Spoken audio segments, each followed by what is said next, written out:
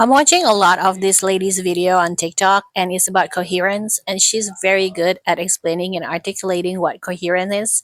And for her, coherence means like everything in you is aligned, meaning like your speech, your energy, your emotion, your mental, visual thing, and your verbal words and your actions are all aligned into one directions, and they're not spread out all over the place.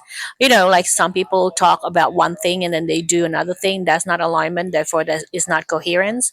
And to have coherence means your inner world is also pointing in one direction. So you're not split into many directions. Like your heart want to go this way, but your head is going that way.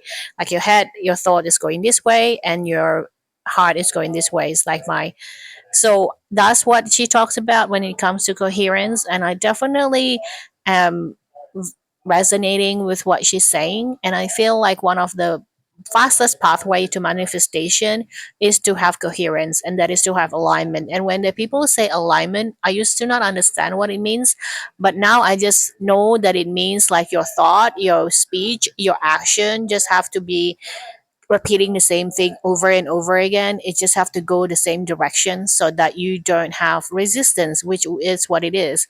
She does use the word drag, and I think this is the word for resistance. If you watch a lot of Abraham Hicks or Bashar contents online, and I think this is when it comes to manifestation is very difficult for people because we have a lot of pathways that we are split in our daily life, and they're not aligned. They're not pointing towards the same direction again and again.